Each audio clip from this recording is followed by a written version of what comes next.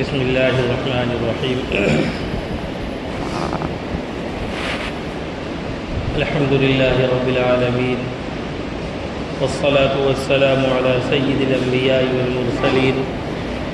محمد وآلہ واصحابہ اجمعین ومن تبعهم بإحسان إلى يوم الدین اما بعد فقد قال الله تبارك وتعالى اعوذ باللہ من الشیطان الرجیم بسم اللہ الرحمن الرحیم قل هل ننبئكم بالاخسرین اعمالا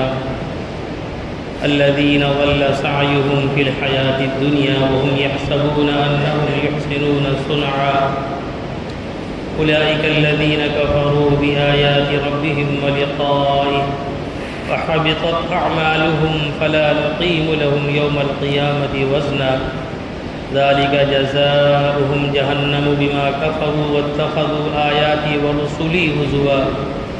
إن الذين آمنوا وعملوا الصالحات كانت لهم جنات الفردوس نزلا خالدين فيها لا يبغون عنها حولا قل لو كان البحر مدادا لكلمات ربي لنفد البحر قبل أن تنفد كلمات ربي ولو جئنا بمثله مددا صدق الله العظيم وقال النبي صلى الله عليه وسلم الكيس من دان نفسه وعمل لما بعد الموت والعاجز من أتبع هواه نفسه فأتمنى على الله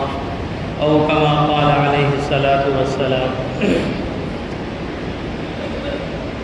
بزرگوں اور دوستوں، میں نے ابھی قرآن مجید میں سورہ کہف کی آخر کی چند آیتیں تلاوت کی ہیں۔ آج چونکہ جمعہ کے دن سورہ کہف پڑھنے کا معمول ہے اور بہت سے اللہ کے بندے سورہ کہف کی تلاوت کرتے ہیں، رسول پاک صلی اللہ علیہ وسلم نے سورہ کہف جمعہ کے دن پڑھنے کے لیے تلقین فرمائی ہے، اس کا بڑا اجر و ثواب رکھا ہے۔ اور اگر کوئی اپنی مصروفیت کی وجہ سے یا کسی پریشانی کی وجہ سے یا بے ہمتی کی وجہ سے پوری کہف تقریباً جو آدھے پارے ہیں، آدھے پارہ سے زیادہ ہی ہے، نہیں پڑھ سکتا ہے تو اس کے لیے بھی آپ نے فرمایا اگر وہ ابتدا کی 10 آیتیں اور آخر کی 10 آیتیں پڑھ لے تو اسے بھی سورہ کہف پڑھنے کا ثواب ملتا ہے۔ اور جو شخص اس کی پابندی کرتا ہے، فرمایا کہ وہ دجال کے فتنے سے محفوظ رہے گا، دجال کے فتنے سے محفوظ رہے گا۔ دجال کا ہم بہت نام سنتے ہیں اور یہ دجال کب کن حالات میں ظہور ہوگا وہ ایک اپنی الگ بحث ہے، لیکن جس دنیا میں ہم اور آپ جی رہے ہیں، ہمارا اور آپ کا روز سابقہ مختلف قسم کے دجالوں سے پڑتا ہے۔ جو حقیقت کسی چیز کی کچھ اور ہوتی ہے، بظاہر وہ ہمارے سامنے کوئی اور چیز حقیقت کے نام پر پیش کر دیتے ہیں اور ہم اس دھوکے میں پڑ جاتے ہیں۔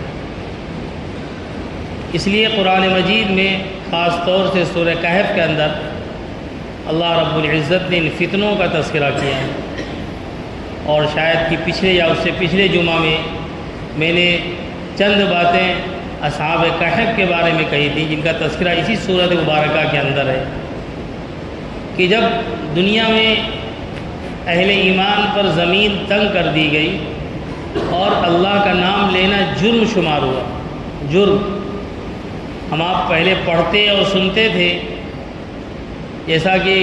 اکبر الہ آبادی نے کہا تھا کہ اکبر نام لیتا ہے خدا کا اس زمانے میں، یہ جرم ٹھہرایا جاتا تھا اللہ کا نام لینا۔ تو آج ہم اپنی نگاہوں سے دیکھ رہے ہیں، بلکہ ہم آپ اس کو برت رہے ہیں، اس کا ہم شکار ہیں کہ اللہ کا نام لینا اس ملک میں بھی جرم ہوتا جا رہا ہے۔ آج سے 15-20 سال پہلے یہ تصور نہیں تھا کہ آپ کہیں بھی نماز پڑھ لیں، جہاں چاہیں پڑھیں، بلکہ ایسے نماز پڑھنے والوں کو لوگ رشک کی نگاہ سے، عزت کی نگاہ سے دیکھا کرتے تھے۔ لیکن آج تو ایک جرم ہو گیا، کسی نے چپکے سے آپ کی ویڈیو بنا لی اور اس کو وائرل کر دی یا حکومت کے اداروں تک پہنچا دی، تو پھر آپ نے جرم کیا ہے، آپ پر FIR درج ہو جائے گی اور آپ کی گرفتاری بھی کی جا سکتی ہے۔ تو اللہ کا نام لینا بھی جرم بن جاتا ہے۔ لیکن قرآن جسے کہتے ہیں، جسے ہم آپ پڑھتے ہیں، جو ہماری اور آپ ہی کی نہیں، پوری کائنات کے انسانوں کی ہدایت کے لیے اللہ نے اتارا ہے۔ اس طرح کے واقعات سے، اس طرح کے حالات سے ہمیں باخبر کرتا ہے کہ جن چیزوں سے تم دوچار ہو رہے ہو، یا جو چیزیں تمہارے ساتھ پیش آ رہی ہیں، یہ نئی نہیں ہیں۔ یہ تو اہل ایمان ان حالات سے گزر چکے ہیں،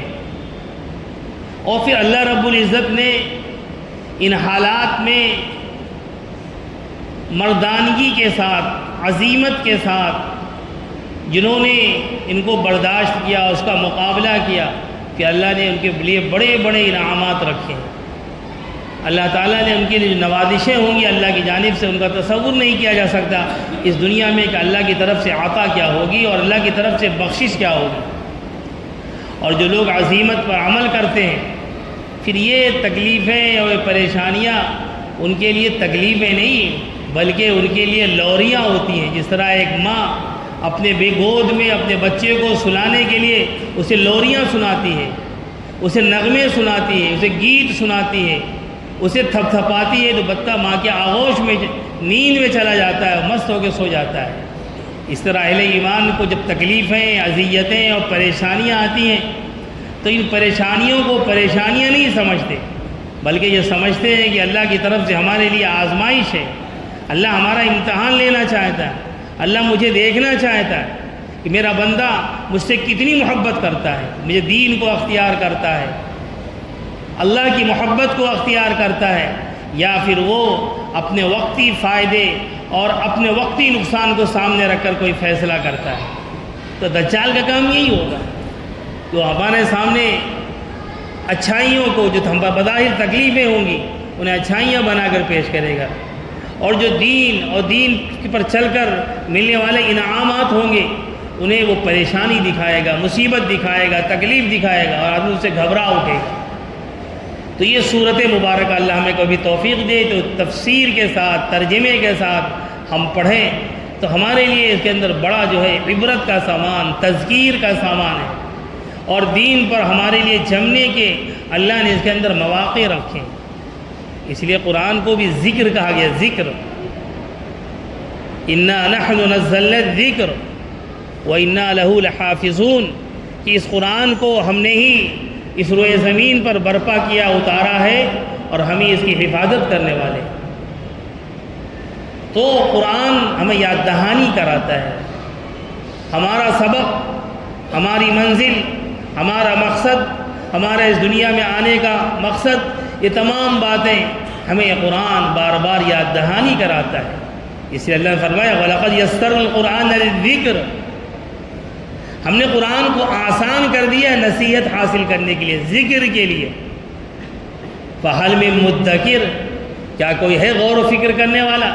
تدبر کرنے والا، سوچنے والا؟ قرآن سوال کرتا ہے۔ سورہ قمر کے اندر، اس کے اندر اللہ نے فرمایا اقتربت الساعة وانشق القمر، قیامت کا منظر، قیامت قریب آ گئی۔ قرآن کے یہ الفاظ ہیں، آ گئی، ماضی کا صیغہ استعمال کیا، قرآن قریب آ گئی۔ وانشق القمر، چاند پھٹ گیا، چاند کے ٹکڑے ٹکڑے ہو گئے، ریزے ریزے ہو گئے، یہ قیامت میں ہونے والا ہے۔ اور اسی صورت مبارکہ کے اندر اللہ نے قوم عاد کا، قوم سمود کا، قوم لوط کا، ان کا تذکرہ کیا ہے، ان کی تباہی اور بربادی اللہ نے بتائی ہے کہ جب انہوں نے حق سے روگردانی کی تو اللہ کی طرف سے ان پر کیسی پکڑ آئی، اللہ کی طرف سے ان کے اوپر کیسی گرفت ہوئی اور کیسے انہیں تباہ کیا گیا، انہیں برباد کیا گیا۔ اگر یہ قرآن نہ ہوتا تو ان قوموں کا کوئی نام و نشان نہ ہوتا، کوئی ان کا نام لینے والا اس کائنات کے اندر نہ ہوتا۔ ہزاروں سال پہلے ان کی تاریخ ہے، لیکن قرآن نے ذکر کر کے ان کو محفوظ کر دیا ہے، ہمیں آپ کو عبرت لینے کے لیے کہ جنہوں نے اللہ کے احکام سے روگردانی کی اور اللہ کے احکام کی پرواہ نہ کی، اور پھر وہ دنیا میں اور دنیا کی چیزوں میں اور دجالی فتنوں میں وہ اس میں مست رہے، تو پھر اللہ نے ان کا کیا حال کیا؟ کسی پر پتھروں کی بارش کی، کسی کو دھنسا دیا، اور کسی کو اوپر چیخ بھیجی، اور کسی کو بجلی کا عذاب بھیجا، کسی کے اوپر آندھی مسلط کر دی۔ آندھی کو معمولی سمجھتے ہیں کہ ابھی تقریباً 1 ہفتہ گزرے ہوں گے کہ امریکہ کے ایک اسٹیٹ میں ایسی خطرناک آندھی آئی، ایسی خطرناک، گاڑیاں اڑ رہے ہیں، انسان اڑ رہے ہیں، مکانات اڑ رہے ہیں۔ تصور نہیں کر سکتا کہ انسان جس ہوا کے لیے پریشان ہوتا ہے، اگر اللہ تعالیٰ نے اس کو ذرا سا اشارہ کر دیا، ذرا سا چھوٹ دے دی، تو یہ ہوا کتنی تباہ کن ہو سکتی ہے۔ تو اللہ تعالیٰ نے قرآن مجید کے اندر ان کا تذکرہ فرمایا، ان کا ذکر فرمایا، اور ہمارے اور آپ کے لیے یہ فرمایا ہے کہ حالات آتے رہیں گے، یہ اللہ کی طرف سے ہیں، لیکن ان حالات میں جو ثابت قدم رہیں گے، جو جمے رہیں گے، جو اللہ کو یاد کرتے رہیں گے اور اللہ کی رہنمائی حاصل کرتے رہیں گے اور اللہ کے احکام پر جمے رہیں گے، نفع اور نقصان کے جو فائدہ اور نقصان دیکھے بغیر بس اللہ کا حکم یہ ہے اس پر وہ جمے رہیں گے، تو پھر اللہ کی طرف سے ان کے لیے اعزازات ہیں، اللہ کی طرف سے ان کے لیے انعامات ہیں، اور اللہ کی طرف سے ان کے لیے ایسی عطا ہے جس کو ہم آپ تصور نہیں کر سکتے۔ جیسا کہ میں نے اس قرآن جو ابھی تلاوت کی ہے، اس کے آخری آیت میں اللہ تعالیٰ نے اہل ایمان کے لیے کیا فرمایا؟ کانت لہم جنات الفردوس نزلا، ان کے لیے جنت الفردوس ہے، ان کا مقام اور مرتبہ جنت الفردوس کے اندر ہے، ان کا ٹھکانہ جنت الفردوس کے اعلیٰ جنت، اعلیٰ مقام، خالدین فیہا، اس میں ہمیشہ رہیں گے، کوئی ڈر نہیں ہے کہ آج ہم نے ایک مکان بنا لیا، خوبصورت سا بنگلہ بنا لیا اور ہم نے حویلی بنا لی، لیکن آدمی کہتا ہے کہ مر کے چھوڑ کے جانا ہے۔ کوئی کیسا بھی ہو، اس کو پتہ ہے کہ ہمیشہ ہمارے ساتھ جانے والے نہیں ہیں، ہم مریں گے تو یہ ہمارا پورا جو اثاثہ ہے، ہمارا مال، دولت، آل اولاد، دوست، احباب، یہ جتنی چیزیں ہم نے جمع کر رکھی ہیں، یہ سب فنا کے گھاٹ اتر جائیں گے، ہم کو ملیں گے نہیں، ہم خالی ہاتھ اس دنیا سے چلے جائیں گے، ہمارے ہاتھ کچھ آنے والا نہیں۔ لیکن اہل ایمان کو اللہ کی طرف سے جو انعام ملے گا، جو جنت ملے گی، جو مقام ملے گا، جو مرتبہ ملے گا، آج تو ہمارے خیالوں سے جنت نکل گئی ہے، جنت کے تذکرے نہیں ہوتے، بس رسماً آ جاتے ہیں لفظ الفاظ جنت، یا کبھی جنت کو ہم مذاقاً استعمال کر لیتے ہیں کسی کے لیے کہ جنت میں جا رہے ہیں، جنت ان کو ملنے والی ہے۔ لیکن جنت کا جو تصور، جنت کا خیال، جنت کو پانے کی تڑپ اور طلب جو ایک انسان کے اندر ہونی چاہیے، وہ ہمارے اندر کہیں نظر نہیں آتی ہے۔ تو اللہ نے کیا فرمایا؟ خالدین فیہا، اس میں وہ ہمیشہ رہیں، ان کو وہاں سے نکلنے کا، اس کے چھن جانے کا خوف اور کوئی خطرہ نہیں ہوگا، ہمیشہ ہمیشہ رہیں گے۔ یہ کب ملے گی؟ میں نے قرآن کی جو پہلی آیت پڑھی ابھی، اللہ سوال کرتے ہیں، اللہ سوال کر رہے ہیں ہم سے اور آپ سے، ذرا غور کریں اللہ کیا سوال کر رہے ہیں، جبکہ اللہ کو سب معلوم ہے، ہمارا اگلا بھی، پچھلا بھی، اور جو ہم کرنے والے ہیں وہ بھی، جو کر چکے ہیں وہ بھی، جو نہیں کیا وہ بھی، اللہ کے علم میں ہر ایک چیز ہے۔ اس کے باوجود اللہ سوال کرتے ہیں، هل انبئکم بالاخسرین اعمالا، لوگوں کیا ہم تم کو بتلا دیں کہ تم میں سب سے زیادہ گھاٹے اور نقصان میں کون لوگ ہیں؟ وہ اللہ کہہ رہا ہے جس نے ہمیں پیدا کیا، ہماری ضرورتوں کو پیدا کیا، ہمارے لیے منافع اور نقصانات کی چیزیں بنائیں اور جن سے ہم دوچار ہوتے ہیں، وہ اللہ ہم سے کہہ رہا ہے کہ لوگوں ہم بتلا دیں، نبی کو خطاب کر کے، اے نبی آپ ان سے کہہ دیجئے، هل ننبئکم بالاخسرین اعمالا، ہم تم کو بتلا دیں کہ سب سے زیادہ عمل کے لحاظ سے نقصان اور خسارہ اٹھانے والے کون لوگ ہیں؟ غور کریں قرآن کے الفاظ پر۔ پھر اللہ آگے فرماتے ہیں، الذین ضل سعیہم فی الحیاۃ الدنیا وہم یحسبون انہم یحسنون صنعا۔ ضل سعیہم، ضل یضل کو معنی ہو جاتے ہیں بھٹک جانا، اس لیے ہمارے ہاں گمراہ کو ضال کہا جاتا ہے، ضالین، قرآن مجید میں سورہ فاتحہ میں پڑھتے ہیں غیر المغضوب علیہم ولا الضالین، اللہ سے پناہ مانگتے ہیں، اے اللہ جن پر تیرا غضب نازل ہوا ہمیں ان کے راستے پر بھی مت چلانا، اور ان کے راستے بھی مت چلانا جو گمراہ ہو گئے، جو بھٹک گئے۔ اسی کو وہی لفظ ہے ضل سعیہم، سعی کہتے ہیں انسان کی کوشش، انسان کی جد و جہد، اس کی بھاگ دوڑ۔ لفظی معنی سعی کے دوڑنے کی بھی آتے ہیں، سعی یسعی کے معنی دوڑنا، بھاگنا، اسی سے سعی المصدر ہے۔ ضل سعیہم، جن کی بھاگ دوڑ، جن کی جد و جہد، جن کی کوششیں، ضل سعیہم گم ہو گئیں، بھٹک گئیں، فی الحیات دنیا، دنیا کی زندگی میں۔ یہ دنیا کی زندگی جو ہم اور آپ جی رہے ہیں، جو اللہ نے ہمیں اور آپ کو آزمائش کے لیے بھیجا ہے، یہ دنیا ہمارے اور آپ کے لیے امتحان گاہ ہے، جس کو ہم نے اپنی منزل مقصود سمجھ لیا ہے۔ ہم زبان سے نہیں کہتے، لیکن ہمارا طرز عمل، ہماری باڈی لینگویج یہی کہتی ہے ہم یہی رہنے والے، یہاں سے جانے والے نہیں، اب یہی رہیں گے۔ ہمارا طرز، ہمارا یہ کہتے نہیں، ہمارا جو طرز ہوتا ہے رہنے کا اور بات کرنے کا اور تیاری کرنے کا اور بنانے کا اور بگاڑنے کا، وہ یہی بتاتا ہے کہ نہیں بس یہ ہمیشہ ہمیشہ یہیں رہیں گے، انہیں یہ چھوڑنا نہیں، یہاں سے جانا نہیں ہے ان کو، بس اسی میں لگے رہنے والے ہیں۔ تو اللہ فرماتے ہیں کہ تمہاری یہ جو جد و جہاد، یہ کوششیں، یہ بھاگ دوڑ،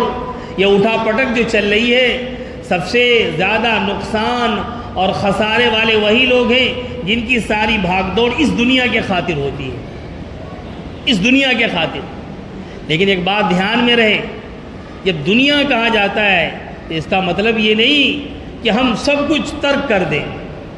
اللہ کو بھلا کر، اللہ کے احکام کو بھلا کر، اللہ کے طریقے کو چھوڑ کر، نبی کے بتائے ہوئے طریقے کو چھوڑ کر جو دنیا کمائی جاتی ہے وہ مبغوض ہے، وہ مردود ہے۔ باقی دنیا میں ہے تو دنیا کی ضرورت تو رہے گی، کشتی ہے تو اس کے لیے پانی ضروری ہے، بغیر پانی کی کشتی چلے گی کہاں؟ تو جب دنیا میں ہمیں آئے ہیں تو دنیا کے تقاضے، دنیا کی ضرورتیں یہ ہمارے ساتھ ہیں، لیکن اللہ نے کہ نبی نے ہمیں اس دنیا کو دین بنانے کا طریقہ سکھلایا، اس دنیا کو دین کیسے بنا دیا جائے۔ صرف آدمی اپنا تصور، اپنے خیالات کو بدل لے میں، اپنا مطمع نظر چینج کر لے میں، تو پھر یہ جسے دنیا کہا جاتا ہے یہ دین بن جاتا ہے۔ آدمی صبح سے شام تک محنت کرتا ہے، دکان پہ رہتا ہے، ڈیوٹی کرتا ہے، مزدوری کرتا ہے، ملازمت کرتا ہے، جو بھی کام انسان کرتا ہے، اگر اس کے سامنے یہ ہو کہ ہمیں اس محنت کے ذریعے سے جو پیسے ملیں گے اسے ہم اللہ کی دین کے خاطر، اپنے بچوں کو حلال رزق کھلانے کی خاطر اور اللہ کے دین کی سربلندی کی خاطر یہ مال ہم خرچ کریں گے، اپنے بچے کو پاک اور حلال مال کھلائیں گے، تو پھر یہ 8 گھنٹے اس کے عبادت ہیں، یہ 12 گھنٹے یہ اس کی عبادت ہیں، یہ 24 گھنٹے یہ اس کی عبادت ہیں۔ حلال رزق کی تلاش اور حلال رزق کی کمائی کی بڑی فضیلتیں آئی ہیں، بڑی فضیلتیں آئی ہیں۔ ایک صحابی اللہ کے رسول صلی اللہ علیہ وسلم کی بارگاہ میں آئے، انہوں نے مانگا، سوال کیا کہ اللہ کے رسول کھانے کے لیے کچھ نہیں، کچھ مل جائے تو ہمارے کھانے کا سامان ہو جائے، گھر میں فاقے ہیں۔ اللہ کے رسول نے فرمایا تمہارے پاس کچھ ہے؟ کہا کچھ نہیں ہے۔ کہا آپ کو دیکھو تمہارے گھر میں کچھ ہے؟ کہا ایک پیالہ ہے جس میں پانی بھی پیتے ہیں اور کھانا بھی کھاتے ہیں، اور ایک کمبل ہے، ٹاٹ ہے، کمبل کا لفظ بڑا اگر کہا جائے تو بڑا ہو گیا، ٹاٹ ہے، اس ٹاٹ کو آدھا بچھاتے اور آدھا اوڑھتے، یہ ہمارے پکا لے کر آ جاؤ۔ وہ لے کر آئے، اللہ کے رسول کے سامنے صحابہ بیٹھے ہوئے تھے، تو آپ نے فرمایا میں یشتری سے کون خریدے گا؟ تو ایک صحابی کھڑے ہوئے، اب بتائیے اس پیالے کی اور اس ٹاٹ کی کیا قیمت ہے؟ انہوں نے کہا میں اس کو 1 درہم میں لوں گا۔ پھر آپ نے فرمایا من یزید والا، اس پر کون، اس سے زیادہ کون دے گا؟ یہ نیلام فرما رہے ہیں آپ۔ تو ایک صحابی نے کہا کہ ہم اسے 2 درہم میں خرید لیں گے۔ اس ٹاٹ کو 2 درہم میں خریدا، اللہ کے رسول نے انہیں 1 درہم دیا، کہا جاؤ اس سے آٹا اور گھر کی ضرورت کا سامان خرید کر گھر میں آؤ، اور 1 درہم ان کو دیا، اس سے کہا جاؤ بازار سے کلہاڑی خرید کر لے کر آؤ، کڑھائی کا جو سرا ہوتا ہے جس سے لوکھنڈ کا حصہ جو ہوتا ہے، کہا وہ لے کر آؤ۔ وہ گئے خرید کے لائے۔ اللہ کے رسول صلی اللہ علیہ وسلم نے اپنے ہاتھوں سے اس کلہاڑی میں بیٹ لگایا، لکڑی لگائی، اور اس کلہاڑی جب مکمل تیار ہو گئی تو ان سے کہا جاؤ جنگل میں لکڑیاں کاٹو اور بازار میں بیچو، اور میں تمہیں 10 دن تک یہاں دیکھوں نہیں، 10 دن تک یہاں نظر نہیں آنا۔ اللہ کے رسول کی مجلس کو کون چھوڑنا چاہتا ہے؟ ہمارے یہاں تو لوگ شیخ کے در پہ جا کے پڑ جاتے ہیں اور در میں چھوڑنے کو تیار نہیں۔ اللہ کے رسول سے بڑا شیخ کون ہو سکتا ہے؟ کہا تمہیں 10 دن تک میں نہیں دیکھوں، یعنی کام کرتے رہو۔ وہ لکڑیاں لاتے رہے اور بیچتے رہے، لکڑیاں لاتے رہے اور بیچتے رہے، اور پھر ان کا کاروبار چل پڑا۔ تو حلال رزق کمانے کے لیے، اور پھر اللہ کے رسول نے فرمایا جو تمہیں مانگ رہے تھے سوال، یہ قیامت کی دن تمہارے چہرے پر ایک کالک کی شکل میں، ایک نشان کی شکل میں ظاہر ہوتا، اس سے بہتر ہے تم جاؤ محنت اور مزدوری کرو۔ آپ نے امت کو اس کی تعلیم دی ہے۔ تو یہ دنیا کمانا یہ عیب نہیں ہے، دنیا کمانے میں اللہ کو بھلا دینا اور اللہ کے طور طریقے کے رسول نے جو سکھائے ہیں انہیں چھوڑ دینا یہ خطرناک ہے، اور اس کمانے میں ایسا پڑ جانا کہ آخرت کو بھلا دینا، تمام احکام کو پامال کر دینا، یہ خطرناک ہے۔ اس کے لیے منع کیا گیا، ورنہ یہ دنیا اگر نہیں ہوگی تو پھر ہماری گاڑی چلے گی کیسے، اور پھر ہم خیر کے کام کیسے کر سکیں گے؟ یہ ناممکن سی بات ہے۔ تو جو کبھی دنیا کی جو مذمت کی گئی احادیث کے اندر بھی، جہاں کہیں آپ نے فرمایا یہ دنیا ایک مردار ہے اور اس کو طلب کرنے والا مردار کو مانگنے والا ہے، تو وہاں مراد یہی ہوتی ہے کہ اللہ کے احکام کو پامال کر کے، آخرت کے تصور کو خیالوں سے نکال کر اور آخرت کو بھول کر اگر کوئی دنیا میں پھنسا رہتا ہے تو یہ جو ہے نقصان دہ ہے، یہ خطرناک چیز ہے۔ تو اللہ رب العزت یہ فرما رہے ہیں حل انبئکم بالاخسرین اعمالا، ہم بتائیں تم میں نقصان اور گھاٹے والے سب سے زیادہ کون لوگ ہیں؟ الذین ضل سعیہم فی الحیات الدنیا، جن کی ساری تگ و دو، بھاگ دوڑ، اٹھا پٹک ان کی جو ہے اس دنیاوی زندگی میں گم ہو گئی۔ اور پھر آگے کی بات اللہ نے کہی تھی جو ہم آپ کہتے ہیں کہ کیا کریں، بچوں کو کھلائیں گے کیا، ہم زندگی اچھی نہ بنائیں، ہمارے ضروریات کیسے پوری ہوں گی، اور پھر دنیا کے دوڑ میں ہم بہت پیچھے رہ جائیں گے، لوگ آگے نکل جاتے ہیں، بڑے بڑے ہمارے پاس روشن خیال، روشن دماغ دانشور آتے ہیں، طرح طرح کی باتیں کرتے ہیں، لیکن یہ نقطہ وہ بھول جاتے ہیں۔ اللہ نے کیا فرمایا؟ وہ اللہ کے احکام کو پامال کر کے دنیا میں اپنا سارا سرمایہ، سارا یعنی اس انسان کے پاس اس کی طاقت، اس کی صلاحیت اور اللہ نے جو اسے وقت دیا ہے، اصل سرمایہ اس کا یہ ہے، اس کو وہ ضائع کر دیتا ہے دنیا میں پڑھ کر، اور یحسبون انہم یحسنون صنعا، اور وہ سمجھتے ہیں وہ بہت اچھا کر رہے ہیں، بہت اچھا کر رہے ہیں۔ یعنی آدمی ایسا الجھ جاتا ہے اور ایسا پھنس جاتا ہے، اس کا اپنے آپ کو بھول جاتا ہے، اسے کھانے کا ٹائم نہیں ملتا ہے، دوپہر کا کھانا 4 بجے کھاتا، رات کا کھانا 2 بجے کھاتا ہے، کبھی کھانا ختم ہو جاتا ہے اور پھر چائے پانی پہ اس کا گزر ہو جاتا ہے، کھانے نصیب نہیں ہوتے، بچوں سے ملاقاتیں کم ہو پاتی ہیں، گھر کو بھول جاتا ہے، گھر میں وقت نہیں دے پاتا، ایسا الجھا رہتا ہے۔ کتنے واقعات ہمیں اور ہمارے اور آپ کے سامنے آتے ہیں، کیونکہ ایک ادارے سے وابستگی ہے جہاں پر مسائل آتے ہیں، زندگی کے مسائل آتے ہیں، ایسی خطرناک کارگزاری آتی ہے کہ آدمی ہوش اڑ جائے، یہ انسان ایسا غافل ہو جاتا ہے اپنے گھر سے کہ گھر کا ہوش نہیں، بیوی بچوں کا ہوش نہیں، بچے غلط راستہ اختیار کر لیتے ہیں، بیویاں غلط راستوں پر پڑ جاتی ہیں، اور یہ دنیا میں ایسا غرق ہو جاتا ہے، احکام میں ایسا غرق ہو جاتا ہے، اسے بیوی بچوں کو دینے کے لیے وقت نہیں رہتا، اور غلط راستے پہ چل کر زندگیاں تباہ ہو جاتی ہیں، رشتے ٹوٹ جاتے ہیں، خاندان تباہ ہو جاتے ہیں۔ الذین ضل سعیہم فی الحیات الدنیا، اللہ تعالیٰ نے اسی کا سورہ حشر کے اندر ذکر کیا ہے، وَلَا تَكُونُوا كَالَّذِينَ نَسُوا اللَّهَ فَأَنسَاهُمْ أَنفُسَهُمْ، اے لوگو ان لوگوں کی طرح مت ہو جاؤ جنہوں نے اللہ کو بھلا دیا، اللہ کو بھلا دیا، نسوا اللہ، اللہ کو بھلا دیا۔ اللہ کو بھلانے کے نتیجہ یہ ہوا فَأَنْسَاهُمْ أَنفُسَهُمْ، وہ اپنے آپ کو بھول جاتے ہیں۔ انسان اپنے آپ کو کیسے بھولتا ہے؟ بہت ساری مثالیں ہیں، کیسے کیسے لوگ ملتے ہیں، سنگین بیماریاں ان کو لاحق ہو گئی ہیں، ان کے پاس وقت نہیں کہ اپنا چیک اپ کرا لیں، ان کے پاس وقت نہیں کہ ڈاکٹر کے پاس چلے جائیں، بس ادھر ادھر سے کھا رہے ہیں دوائیں، جو بتا رہا ہے چل رہا ہے۔ جب بیماری سنگین ہو جاتی ہے، سنگین صورت اختیار کر لیتی ہے تو انہیں پتہ چلتا ہے، تو کہتے بہت دیر ہو گئی، بہت دیر ہو گئی، میں نے تو خیال ہی نہیں کیا، تکلیف تو مجھ کو سالوں سے ہے، یہ پریشانی تو مجھے سالوں سے، لوگ بتاتے رہے اور سمجھاتے رہے، لیکن کام ایسا تھا میں ایک دن کا وقت نہیں نکال سکتا تھا، ڈاکٹر کے پاس جانے کے لیے 2-4 گھنٹے میرے پاس نہیں ہوتے تھے۔ تو اللہ فرماتے ہیں جب انسان اللہ کو بھولتا ہے تو اپنے آپ کو بھول دیتا ہے۔ خدا فراموشی انسان کو خود فراموشی تک پہنچاتی، یہ اللہ کی طرف سے عذاب اور پکڑ ہوتی ہے۔ جو اللہ بندے اللہ کو بھولتے ہیں وہ اللہ کہے جا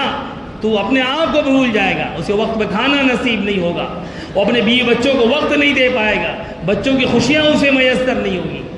یہ ہوتا ہے دنیا میں غرق ہو جانے اور پڑ جانے کا نتیجہ، اللہ کے احکام کو پامال کر کے اور اللہ کے حکموں کو توڑ کر اور نبی کے طریقے کو چھوڑ کر جب انسان اس دنیا میں الجھتا ہے تو جس دنیا کو جنت بنانا چاہتا ہے وہ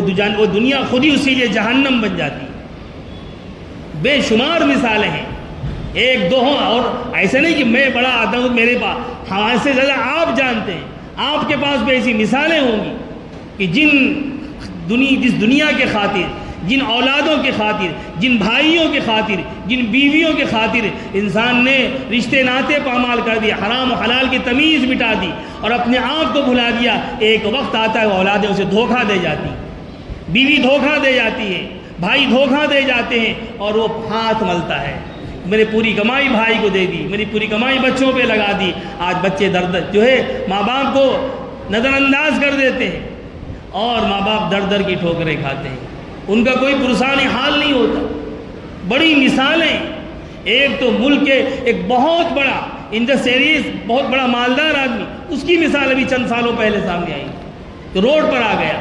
تو میرے بھائی اللہ فرما رہے ہیں جب ہمارے سامنے صرف دنیا ہوگی، صرف دنیا ہوگی اور آخرت کا کوئی تصور نہیں ہوگا، اور یہ کام کافروں کا ہے۔ قرآن نے جو تذکرہ کیا ہے مومنین کا تذکرہ نہیں ہے، یہ کافروں کا تذکرہ ہے، لیکن اگر کوئی کافر وہ کام کرے تو کفر ہوگا، اگر ایمان والا کرے تو کیا ہوگا، اس کا نتیجہ بھی وہی آنے والا ہے۔ اس لیے اللہ نے یہود کے، نصارہ کے، معذب قوموں کے اور دیگر اقوام کے قرآن میں تذکرے کیے ہیں تاکہ تم ان سے عبرت پکڑو اور جس راہ پر وہ چلے ہیں تم ان راہوں پر نہ چلو، اس طریقے کو تم چھوڑ دو، تم اللہ کے نبیوں کا، شہداء کا، صالحین کا وہ طریقہ اختیار کرو۔ اس لیے الذین ضل سعیہم فی الحیاۃ الدنیا وہم یحسبون انہم یحسنون صنعا، اور یہ سمجھتا رہا ہم بہت اچھا کر رہے ہیں، ہم بہت خوب کر رہے ہیں۔ اس لیے میرے بھائی قرآن کی جو آیات اسے پڑھی گئی ہیں، اس لیے اس دنیا کے اندر جہاں پر ہم ہیں یہاں پر ابتلا ہے، یہاں پر آزمائش ہے، یہاں پر حالات ہیں، حالات سے ڈرنا اور گھبرانا اہل ایمان کا شیوا نہیں ہے، یہ تو کافروں کا اور مشرکوں کا، ان لوگوں کا ہے جن کے پاس خدا نہیں ہے، جن کے یہاں خدا کا کوئی تصور نہیں ہے، جن کے یہاں آخرت کا کوئی تصور نہیں ہے، جن کے یہاں جنت اور جہنم کا کوئی تصور نہیں ہے۔ اس لیے غزوہ احد میں جب ایک طرح سے مسلمانوں کو شکست ہو گئی اور جب وہاں سے کفار و مشرکین بھاگنے جانے لگے تو ابو سفیان اور اس کے لشکر نے ایک نعرہ لگایا، ہم سمجھتے نعرے آج ہی لگ رہے ہیں، یہ بہت پرانے ہیں۔ کیا کہا انہوں نے؟ لَنَا الْعُزَّىٰ وَلَا عُزَّىٰ لَكُمْ، مسلمانوں سنو، آج جو تم کو شکست ہو گئی ہے ہمارے ساتھ ہمارا خدا عزا ہے، تمہارے پاس کوئی عزا نہیں ہے۔ آج کا عزا آپ جانتے ہیں کیا ہے، جو پورے ملک میں نعروں کے شکل میں اور گالیوں کے شکل میں ہمارے سامنے لوگ آتے ہیں اور کہتے ہیں اور ہم تڑپنے لگتے ہیں اور ہم جو پیجامے سے باہر ہو جاتے ہیں۔ یہ تو ہمارے نبی کے ساتھ کہا گیا، لَنَا الْعُزَّىٰ وَلَا عُزَّىٰ لَكُمْ۔ اللہ کے رسول نے غالباً حضرت علی سے کہا یا کسی صحابی سے کہا کہ تم ان کا جواب دو، کہا کیا جواب دے؟ کہا اللہ مولانا ولا مولا لکم، ان سے کہو اللہ ہمارا مالک، اللہ ہمارا خالق، اللہ ہمارا مولا ہے، تمہارے پاس کوئی مولا نہیں۔ تو اہل ایمان کے پاس اللہ ہے، اور جب اللہ پر ہمیں بھروسہ ہے تو اللہ کی طاقت پر بھی، اللہ کی قدرت پر بھی ہمیں بھروسہ ہے۔ حالات کا رونا ہم بند کریں، ہم عمل پر قدم بڑھائیں، عمل کو اختیار کریں، مثبت قدم بڑھائیں، ہم کسی طرح کے جذبات میں نہ آئیں، حالات کے شکار نہ ہو۔ ماحول جو بنایا جا رہا ہے میڈیا کے ذریعے سے، سوشل میڈیا کے ذریعے سے، ملک کے علاقے میں فسادات ہوئے، جو جس طرح سے مسلمانوں پر زیادتیاں ہوئی، مکانات جلائے گئے، دکانوں کو جلایا گیا، اور پھر انہی بے گناہوں کو پکڑ کر ان کا انکاؤنٹر کیا جا رہا ہے۔ میرے دوستو، یہ ہمارے لیے ڈرنے کی نہیں، یہ ہمارے لیے جمنے کی بات ہے۔ ہمارا اللہ پر بھروسہ ہے، ہم کسی حکومت کی طرف نہیں دیکھتے، ہم کسی طاقت کی طرف نہیں دیکھتے۔ ہمارا اللہ وہ ہے جو تمام حکومتوں کو ایک چٹکی میں مسل سکتا ہے، جس نے فرعون اور نمرود جیسی طاقتوں کو تحت تیب کیا، کیسر و کسریٰ کو جس نے مٹا دیا۔ میرے دوستو، ہمارا رب تو وہ ہے، ہمارا اللہ تو وہ ہے، ہم اس اللہ پر بھروسہ کرتے ہیں، ہماری توجہ اللہ کی جانب ہو۔ اس دنیا کے اندر اب جہاں پر دیکھیں گے تو مسلمان آزمائش کا شکار ہیں، اور یہ بات یاد رکھیں، جب اللہ آزماتے ہیں اور جب قومیں آزمائش میں کھری اترتی ہیں تو اللہ کی طرف سے ان کے لیے انعام ملتا ہے، اللہ کی طرف سے ان کے لیے نوازشیں ہوتی ہیں۔ ممکن ہے یہ آزمائش کی گھڑیاں طویل ہوں، ان کا وقت بڑھ جائے اور ہم آپ گھبرانے لگیں، لیکن گھبرانے کی ضرورت نہیں اور ڈرنے کی ضرورت نہیں۔ ایک خبر اسی طرح سے فلسطین اور غزہ سے بھی آئی ہے کہ ہم قائد جو یحییٰ سنور ہیں، ان کی جو ہے شہادت کی اطلاعیں آ رہی ہیں۔ ابھی تک جو ہے تصویر صاف نہیں ہے، لیکن باتیں چلائی جا رہی ہیں، لیکن مومن اس سے گھبراتا نہیں ہے۔ ہمارا حال تو ہے اذا مات سید سرق ابنہ ومن عزت شکیرها۔ عرب شاعر نے کہا ہے ہمارا حال تو یہ ہے کہ اگر ہم میں سے کوئی ایک سردار اس دنیا سے جاتا ہے، اس کی جگہ اس کے بیٹا لے لیتا ہے، اس کے خاندان کے افراد لے لیتے ہیں، اور اس کے قبیلے کے لوگ لے لیتے ہیں۔ تو یہ امت کبھی بانجھ نہیں ہوئی، کبھی خالی نہیں ہوئی، شہداء سے یا قائدین سے ہمیشہ جو ہے ہمیشہ بھری رہی ہے، اور قیادت سے کبھی خالی نہیں رہی ہے۔ تو ہم اپنے دلوں کو چھوٹا نہ کریں، ہماری توجہ اللہ کی طرف سے ہو، اللہ کی بارگاہ میں ہم دعائیں کریں، ہمارا رجوع اللہ کی طرف سے بڑھ جائے۔ جو آج ایک کمی ہے، ہم نے اللہ کو چھوڑ دیا ہے، اللہ کو بھلا دیا ہے۔ میرے دوستو، وہ نہ کریں، ہم اپنے تعلق کو اللہ سے جوڑیں، اللہ سے دعائیں کریں، اپنے گناہوں کے معافی مانگیں۔ یا اوقات ایسے ہو سے کثرت سے استغفار کیا جائے، اپنے گناہوں سے اللہ سے معافی مانگی جائے، اپنی زندگیوں کے بدلنے کے فیصلے کیا جائے، اور امت کے لیے جو ہے ہدایت کی، عافیت کے، جمنے کی، اور اس کے اپنے پیروں پہ کھڑے ہونے کی اللہ کی بارگاہ میں دعائیں کی جائیں۔ یہ موقع ایسے ہوتے ہیں، لہذا حالات کا رونا ہم بند کریں۔ یہ ترقی پذیر اور دنیا میں قیادت کرنے والی قوموں کا یہ حال نہیں ہوتا ہے، وہ حالات کو پیچھے چھوڑ کر آگے بڑھ جاتے ہیں، اور پھر دیکھیں دنیا کیسے بدلتی ہے۔ جیسا کہ میں نے ابھی تذکرہ کیا غزوہ احد کا، جہاں پہ اللہ کے رسول نے صحابہ کو یہ نعرہ سکھایا، اللہ مولانا، اللہ میرا مالک ہے، اللہ ہمارا خالق ہے، تمہارا کوئی مولا اور کوئی خالق نہیں۔ اسی کے چند سالوں کے بعد وہی کفار مکہ، مشرکین مکہ اور جزیرۃ العرب کے لوگ، فتح مکہ ہوا، مکہ فتح ہوا، پورا جزیرۃ العرب اسلام کے جھنڈے کے نیچے آ گیا، اور پھر اسلام کا کارواں بڑھتا ہی چلا گیا۔ یہی تاریخ ہے ہماری، اور انشاءاللہ یہ تاریخ چلتی رہے گی۔ اللہ رب العزت ہمیں بھی اور آپ کو بھی نیک عمل کی توفیق عطا فرمائے۔ وآخر دعوانا ان الحمد للہ رب العالمین۔